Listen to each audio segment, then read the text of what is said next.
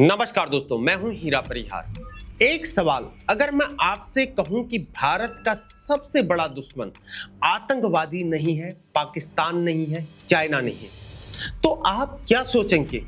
जबकि वो दुश्मन आपके ही घर में रहता है और आपके ही शहर में रहा करता है और आपके ही सरकारी दफ्तर में रहता है और कभी-कभी आपके ही पड़ोस में भी रहा करता है, जहां हर साल आतंकवाद से लगभग सैकड़ों भारतीयों की जान चली जाती है, हमारे सैनिकों की जान जाती है और यह संख्या दिल दहलाने वाली है। लेकिन क्या आप जानते हैं कि भ्रष्टाचार से हर साल लाखों भारतीय बिना किसी गोली के मर जाते हैं? जहां घटिया सड़कें जो बनते ही जिनमें एक्सीडेंट होते हैं, नकली दवाइयां जो अस्पतालों में पहुंच जाती हैं, मरीज मरा करते हैं, स्कूलों का बजट जो नेताओं की पॉकेट में चले जाता है और बच्चे अनपढ़ रह जाते हैं। यह वीडियो है भारत के उस असली दुश्मन के बारे में जो न बम फोड़ता है, न गोली चलाता है, बस धीरे धीरे इस देश को अंदर से खोखला करता जा रहा है। मेरे दोस्तों, सबसे पहले ये समझते हैं कि आखिर भ्रष्टाचार है क्या और यह भारत में किस हद तक फैला हुआ है। ट्रांसपेरेंसी इंटरनेशनल दुनिया की सबसे बड़ी एंटी करप्शन संस्था हुआ करती है और हर साल एक सूचकांक को ये जारी करती है और इसे कहते हैं करप्शन परसेप्शन इंडेक्स, यानी कि सीपीआई शॉर्ट में कहते हैं। 2025 की रिपोर्ट में भारत 182 देशों में 91वें स्थान पर है। स्कोर है सिर्फ 39 अंक 100 में से, मतलब दुनिया के आधे से ज्यादा देश हमसे कम भ्रष्ट हैं। यह हमारी इंटरनेशनल इमेज है। यह वो नंबर है जो बताता है कि विदेशी निवेशक भारत में कितना भरोसा किया करते हैं। ग्लोबल करप्शन बैरोमीटर की रिपोर्ट के अकॉर्डिंग भारत में लगभग 39% नागरिकों ने पिछले 12 महीनों में किसी सरकारी काम के लिए रिश्वत दी हुई है। मतलब हर तीसरे भारतीय को रिश्वत देनी पड़ रही है। राशन कार्ड बनवाना हो तो रिश्वत, ड्राइविंग लाइसेंस बनवाना हो तो रिश्वत, जमीन की रजिस्ट्री तो रिश्वत, पुलिस में एफआईआर दर्ज करवानी हो तो रिश्वत। और सबसे शॉकिंग वाली बात, 89% भारतीयों का मानना है कि भ्रष्टाचार देश की सबसे बड़ी समस्याओं में से एक हुआ करती है। यानी लगभग पूरा देश जानता है, फिर भी हम चुप हैं और मौन हैं। भ्रष्टाचार के कारण भारत की जीडीपी को हर साल 0.5% से 1.5% तक का नुकसान होता है। अगर हम 4.15 ट्रिलियन डॉलर की इकोनॉमी की अगर बात करते हैं तो यह नुकसान भ्रष्टाचार की वजह से भारत हर साल लगभग 20 अरब डॉलर से 62 अरब डॉलर के बीच खो देता है। यानी औसतन 41 अरब डॉलर प्रति वर्ष, जो कि कई देशों की पूरी जीडीपी से भी ये अधिक है। और यह पैसा हर भारतीय के अस्पताल में, स्कूल में, सड़क में जा सकता था। अब आते हैं उस बड़े सवाल पर जो शायद आपने पहले कभी इस तरह सोचा ही नहीं होगा, आतंकवाद। हम देखते हैं और इसे महसूस करते हैं और डरा करते हैं, लेकिन भ्रष्टाचार को हम सहते हैं और इसे भी महसूस करते हैं, फिर इसे हम भूल जाते हैं। जबकि यहाँ पर आतंकवाद क्या करता है? प्रत्यक्ष हिंसा को करता है, जान माल के नुकसान को पहुंचाता है। और जहां भारत में हर साल आतंकवाद से लगभग सैकड़ों सशस्त्र बल के जवान अपनी जान को खो देते हैं, यह दर्दनाक है और यह असहनीय और पीड़ादायक है। इसके लिए हम सेना को भेजते हैं और कानून को बनाते हैं, और भ्रष्टाचार आखिर क्या करता है? लाखों को धीमी मौत दिया करता है। जरा सोचिए, एक गांव में सरकारी अस्पताल बनता है पर दवाइयां नहीं आई क्योंकि बजट खा चुके हैं। एक बच्चे की जान चले जाती है क्योंकि एक पुल बना, घटिया सामान लगा क्योंकि ठेकेदार ने रिश्वत दी है, पुल टूट गया, 10 लोगों की जान चली गई। एक किसान को बीज सब्सिडी मिलनी थी लेकिन पैसा बिचौलिया खा गया, किसान ने आत्महत्या कर ली। यह मौतें स्टैटिक्स में नहीं आया करती हैं, इन पर कोई भी ब्रेकिंग न्यूज नहीं आया करती है, इनके लिए कोई भी यहाँ पर कैंडल मार्च नहीं होता है। जबकि सबसे बड़ा कड़वा सच यह है कि भ्रष्टाचार ही अक्सर यहाँ पर आतंकवाद को जन्म देता है। जब सरकारी धन लूटा जाता है, गरीबी बढ़ा करती है, और जब गरीबी बढ़ जाती है तो बेरोजगारी बढ़ती है, और जब बेरोजगारी बढ़ जाती है तो फिर असंतोष बढ़ने लगता है, और यही असंतोष लालच को जन्म दे देता है। और यह भ्रष्टाचारी लालचपन ही उग्रवाद, नक्सलवाद, अपराध और आतंकवाद की जड़ हुआ करती है। और इसके अलावा हवाला नेटवर्क और आपराधिक गिरोह भ्रष्टाचार के पैसे से ही आतंकी संगठनों को फंड किया करते हैं। तो जरा सोचिए, अगर आतंकवाद यहाँ पर एक कैंसर है तो भ्रष्टाचार भी वह एक वायरस है जो शरीर की इम्यूनिटी को ही खत्म करके रख देता है। एक सर्वे के अकॉर्डिंग 43% से 69% भारतीय राजनेताओं को भ्रष्ट मानते हैं और 79% लोगों का यह मानना है कि नेताओं और बड़े उद्योगपतियों का एक आपराधिक गठजोड़ हुआ करता है।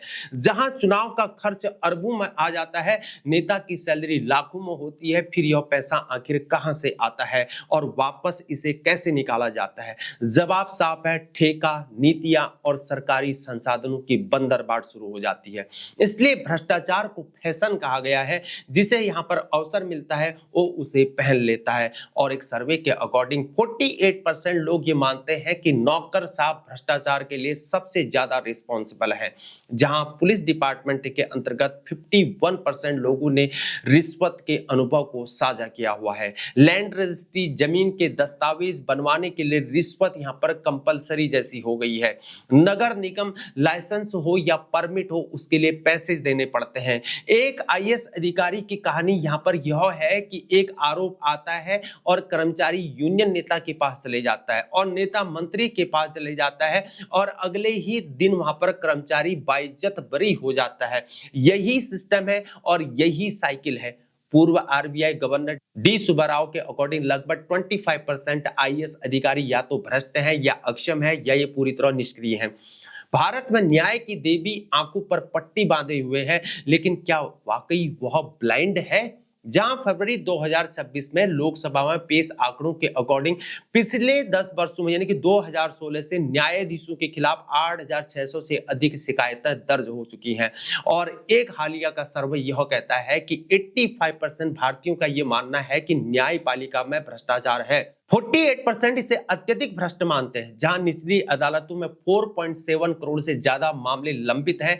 लोग तारीख पर तारीख से थक कर सेटल करने के लिए मजबूर हो जाते हैं और यही थकान भ्रष्टाचार की सबसे बड़ी पावर है। और जहां भारतीय सेना की बात करते हैं, भारतीय सेना देश का सबसे भरोसेमंद संस्थान हुआ करती है। 70% से अधिक भारतीय सशस्त्र बलों पर भरोसा किया करते हैं, लेकिन यहां भी कुछ कड़वी सच्चाइयां हुआ करती हैं। अप्रैल 2026 में दिल्ली हाईकोर्ट ने सेना में खरीद भ्रष्टाचार पर सीबीआई को नोटिस जारी किया। दिसंबर 2025 में एक लेफ्टिनेंट कर्नल को करोड़ों की रिश्वत के साथ यहां पर गिरफ्तार किया गया और 2010 से अब तक 1000 से अधिक भ्रष्टाचार की घटनाएं सशस्त्र बलों में दर्ज हो चुकी हैं। डिफेंस प्रोक्योरमेंट, हथियार खरीद में कमीशन और दलाली के आरोप तो पुराने हैं ही, लेकिन यहां एक इंपॉर्टेंट बात यह है कि इसमें आम सैनिक नहीं है। यह उच्च स्तर की प्रोक्योरमेंट और एडमिनिस्ट्रेशन की यहां पर समस्या है।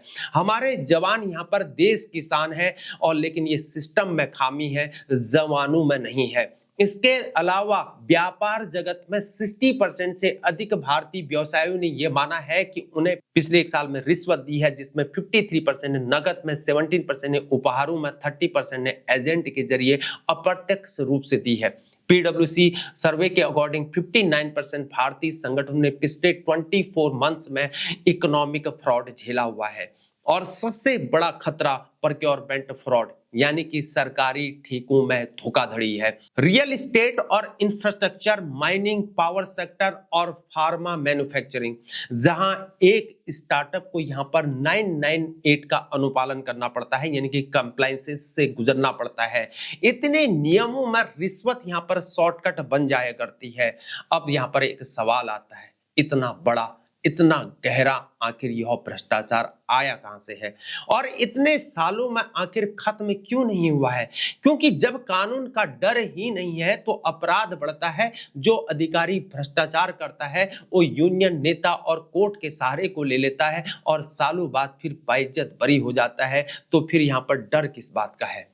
अमीरों के लिए एक न्याय है और गरीबों के लिए दूसरा न्याय है, और अच्छे वकील सबूत और गवाह को यहाँ पर चुनौती दे देते हैं और अभियुक्त यहाँ पर बरी हो जाता है, और पीड़ित यहाँ पर न्याय का इंतजार करते करते वो बूढ़ा हो जाता है। जहां इंस्पेक्टर चोर को पकड़ता है और चोर नेता को सीधे कॉल कर देता है, नेता कहता है छोड़ो उसे वरना, इंस्पेक्टर डर जाता है और चोर फिर से आजाद हो जाता है। यह कोई यहाँ पर फिक्शन नहीं है, यह रोज की रियलिटी है।